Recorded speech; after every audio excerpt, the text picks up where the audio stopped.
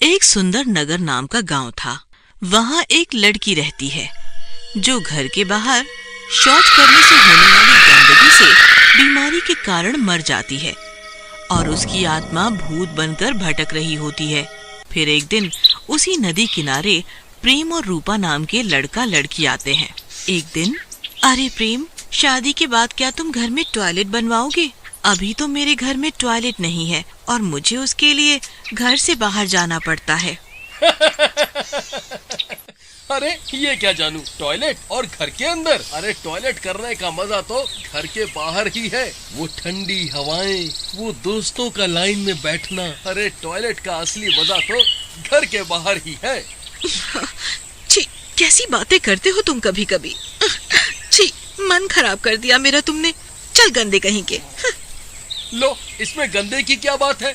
मैं तो सच बोल रहा हूँ। प्रेम और रूपा ये बातें कर रहे होते हैं और पेड़ के पीछे से वही भूतनी रूपा की ये सारी बातें सुन रही होती है। कितनी सुंदर लड़की है ये। अगर मैं इसके शरीर में चली जाऊं तो बड़ा ही मजा आ जाएगा। और ये तो सफाई पसंद है, मेरी तरह इन गांव वालों से बदला भी ले सकूंगी जो यहाँ कहीं भी शौच करके चले जाते हैं। काफी देर हो गई है, रात भी होने वाली है। चलो घर चलते हैं। सुना है यहाँ कोई भूतनी रहती है। भूतनी? और यहाँ? यहाँ तो केवल मैं भूत हूँ और तुम मेरी भूतनी, और तो कोई नहीं। घर चलना है या नहीं? जाओ, नहीं तो मैं अकेले ही जा रही हूँ। अभी न जाओ छोड़ के, कि दिल अभी भरा नहीं। अरे नाराज क्यों होती हो? चलते हैं जी। ऐसा कहकर वो दोनों चलने लगते हैं। वो भूतनी भी उनके पीछे पीछे चलने लगती है। प्रेम रूपा को घर छोड़ के अपने घर चला जाता है। फिर रात होते ही अजीब अजीब सी आवाजें आने लगती हैं और भूतनी आ जाती है और रूपा के शरीर में प्रवेश करने लगती है।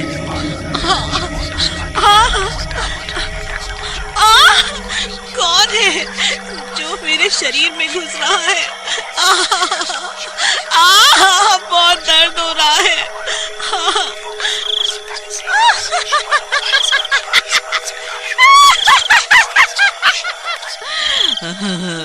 मैं नदी किनारे वाली चुड़ैल हूँ। अब तो मैं तेरे शरीर में रहूंगी और अपने जवानी के सारे मजे करूंगी जो मैं जिंदा रहते हुए नहीं कर पाई। अरे लेकिन मैं ही क्यों? गांव में तो और भी लड़कियां हैं। मुझे छोड़ दो, मुझे छोड़ दो। क्योंकि तुझे भी मेरी तरह गंदगी पसंद नहीं है। मेरी मौत का कारण भी ये गंदगी ही थी, इसलिए मैं अब तेरे शरीर में रहूंगी और जितने लोग नदी किनारे आकर गंदगी मचाते हैं उन सब से बदला लूंगी। ऐसा कहकर वो भूतनी रूपा के शरीर में प्रवेश कर जाती है। अगले दिन रूपा की सहेली पूनम रूपा को सुबह सुबह शौच के लिए लेने आती है। वहाँ भूतनी बनी रूपा भी उनके साथ चलने लगती है। इतने में रूपा की सहेली पूनम रूपा को बोलती है, अरे ओ रूपा, आज तो चुप चुप चल रही हो, क्या हुआ? लगता है पेट में दर्द है, प्रेशर तेज है क्या? और ये मुंह क्यों ढक रखा है? आज तुझे बड़ी शर्म आ रही है। रूपा अपना घूंघट उठाती है। चुप कर, ज्यादा हंसी आ रही है क्या? बहुत गंदगी फैलाती है तू। ऐसा कह के भूतनी बनी रूपा पूनम पे हमला कर देती है। अरे मर गई रे, मर गई। अरे मर गई रे, मर गई। कोई तो बचाओ, बचाओ मुझे। और उसे मार डालती है। फिर रूपा वापस अपने घर चली जाती है। अगले दिन फिर रूपा की दूसरी सहेली प्रिया उसे सुबह सुबह बुलाने आती है और आवाज लगाती है, रूपा, ओ रूपा, चलना नहीं है क्या? चलना है, इसलिए तो मैं यहाँ आई हूँ। वाह, क्या शिकार है, इसे भी मार दूंगी। हाँ। इस तरह भूतनी प्रिया को भी जंगल में ले जाकर मार देती। वहीं गांव में हो रही रोज रोज इन मौतों से दुखी होकर गांव वाले एक जगह जमा होते हैं। धनिया भैया, हम सोचत हैं कि क्यों ना हर औरत के साथ उसका मर्द जाए, ताकि पता तो चले कि माजरा का है और ये सब मौत काहे को हो रही है। बात तो ठीक कहा था भाई, लेकिन ये सब औरत मानेगी? वैसे तो जैसे हमारे साथ बात तुम मानत हो जी। एक तो टॉयलेट तो बनता नहीं घर में, कब से बोलत है, मार के लाठी तो हर कपाट फोड़ दे ही। अरे भगवान, गुस्सा काहे करती हो, बनवा तो दे, लेकिन जो मजा खुले में है वो घर में कहाँ? अरे तेरा नास मिटे, तभी तो मैं तुझसे बात नहीं करती। चाहे कोई तुम्हारी औरत को मार डाले, लेकिन तुझे तो खुले में ही जाना है, शर्म तो आती ना है।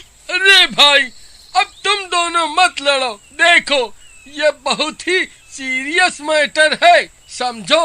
कई लोगों की जान जा चुकी है इसमें। दोनों फिर चुप हो जाते हैं और गांव वाले योजना के अनुसार अपनी अपनी बीवियों के साथ शाम को शौच के लिए जाने के लिए तैयार हो जाते हैं। सबसे पहले इत्तेफाक से धनिया का ही नंबर पहला आ जाता है। अरे हाय रे फूटी किस्मत, सचुरा अपना ही नंबर पहले आना था क्या? अब इस शेरनी के साथ अकेले जाना पड़ेगा, वो भी जंगल।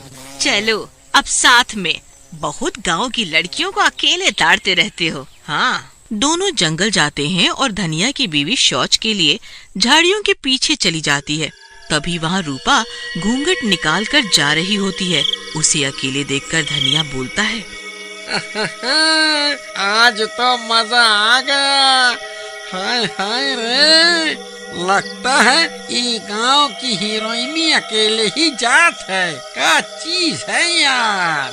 अजी सुनती हो, हम भी खड़े हैं राहों में, कौनो मदद चाहिए तो हम आए।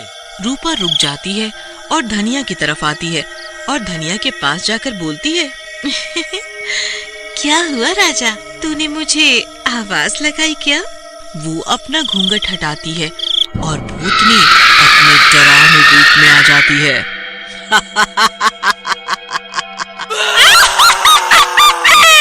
अरे मर गया रे, ये रूपा से भूतनी कैसे बन गई? भागो रे भागो, भागो रे बच्चा। और धनिया भागने लगता है। तभी उसकी बीवी भी झाड़ियों से निकलती है। अरे ये क्या शोर मचा रखा है, तुमसे तो एक काम भी ठीक से नहीं होता है। अरे चुड़ैल, जब देखो मेरे पीछे पड़ी रहती है। वो देख, तेरी माँ असली की चुड़ैल आ गई। धनिया की बीवी चुड़ैल को देखती है और डर के मारे भागने लगती है, लेकिन चुड़ैल उनके आगे आकर उनका रास्ता रोक लेती है। क्या लगता है तुम दोनों को, तुम क्या मुझसे भाग सकते हो? मैं तो कीचड़ चुड़ैल हूँ, जहाँ भी गंदगी होगी वहीं मैं आ जाऊंगी।